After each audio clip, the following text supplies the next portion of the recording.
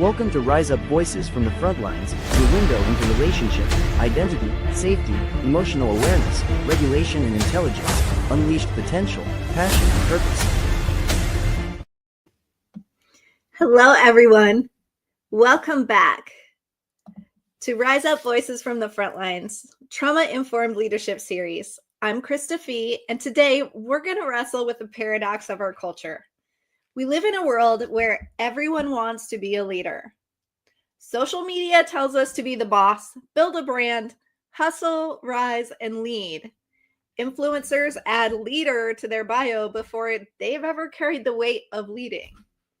Corporate programs hand out the word like candy. Emerging leader, leadership pipeline, leadership summit. Here's the problem. If everybody wants to be a leader, who's left to follow?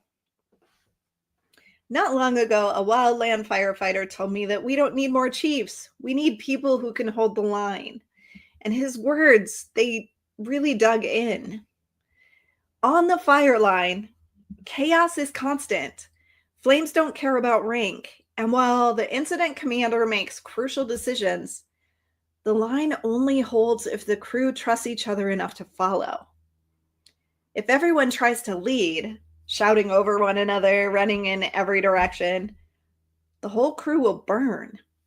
And that's true for fire, but it's true for leadership in every arena: business, politics, communities, even families. And I'm going to say something that might come as a huge surprise. Leadership isn't really tactical, though that's important.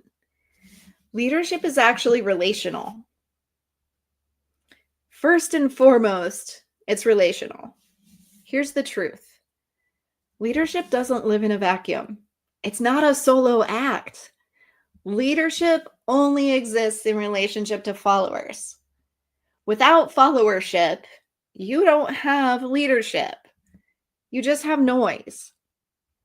Trauma-informed leadership makes this plain. People only follow when they feel safe, when they trust, when their nervous system sense this person sees further than I do, and they're carrying weight with me.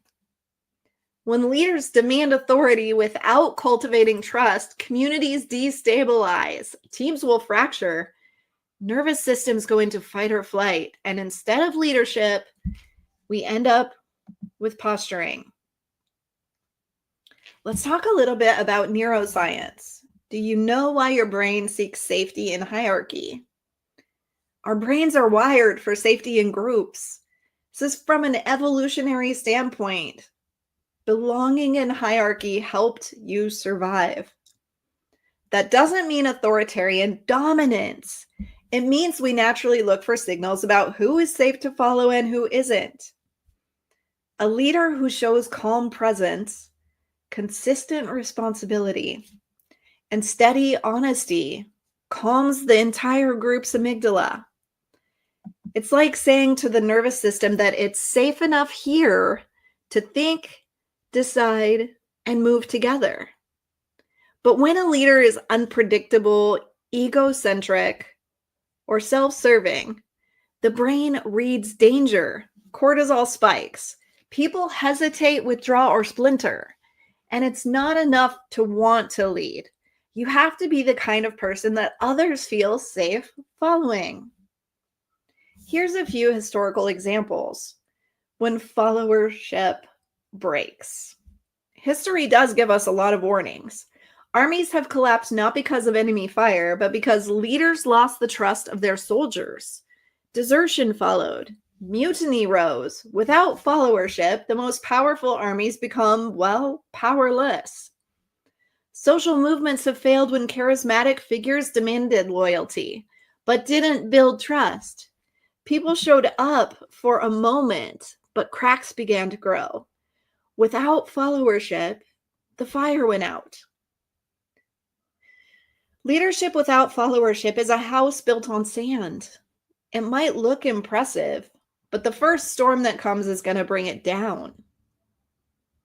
Here's a modern parallel: the social media leader. Let's look at today. Scroll through your Instagram and you'll see millions of self-proclaimed leaders. Health leaders, business leaders, mindset leaders, everyone's a thought leader. But if everyone's leading, who's left to listen? Who's left to follow? This obsession with being seen as a leader creates noise.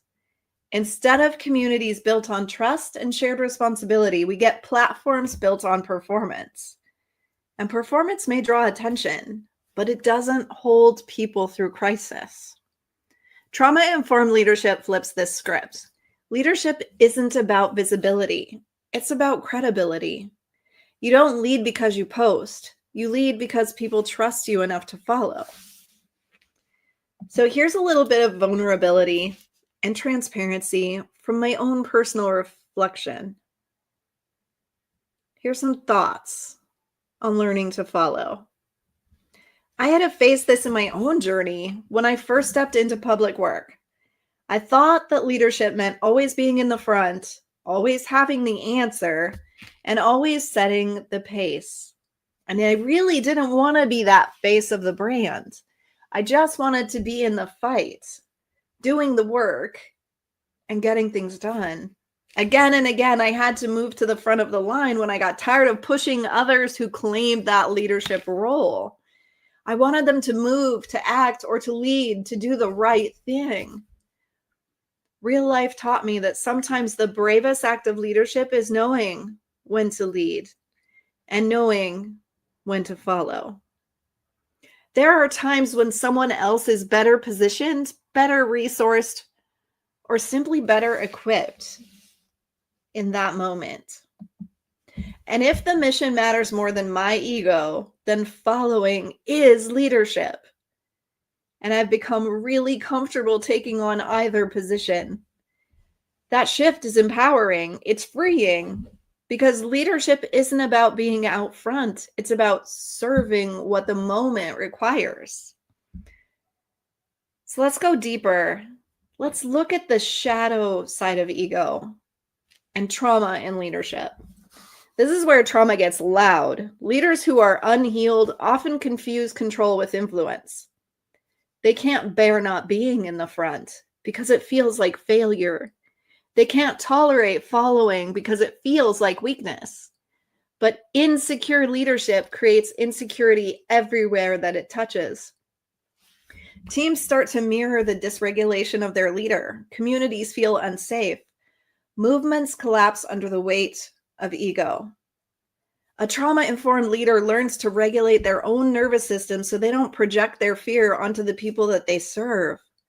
Let me say that again because it's extremely important. The trauma-informed leader learns to regulate their own nervous system so they don't project their own fear onto the people that they serve. So how do we cultivate followership? How do we fix this? How do we move beyond a culture where everyone's chasing the spotlight of leadership? Here's 4 practical truths. First, clarity of mission. People follow when they know where you're going. Ambiguity creates fear. Clarity creates calm.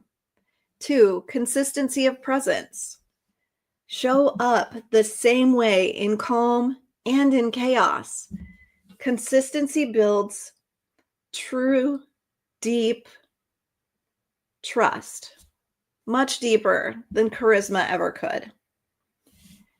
Third, share the responsibility. Don't hoard weight. Invite others to carry it with you. This communicates respect, not dominance. And fourth, have the humility to follow. Show by example that following isn't failure, it's wisdom. It shows trust in others and it multiplies your mission. So ask yourself, do I invite followership or do I demand it? How do I treat those who walk beside me, not because they're weak, but because they trust me to see further? And am I willing to follow when the mission is best served by someone else leading? So here's a truth I invite you to carry. Leadership isn't always about standing in front. It's about standing where you're most needed. Sometimes that's ahead. Sometimes that's beside. Sometimes that's behind. When everyone tries to lead, chaos follows. But when some step up and others trust enough to follow, that's when movements rise. Leadership without followership is just noise. Leadership with followership is music. And when it's trauma-informed, that music becomes the heartbeat of a movement.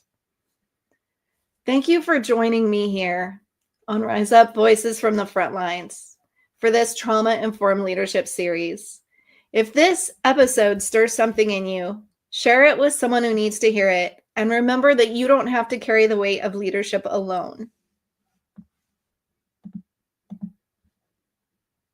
Become a Rise Up Hero sponsor to provide mental wellness and crisis response resources for those who serve country and community. Join us in the Rise Up movement today.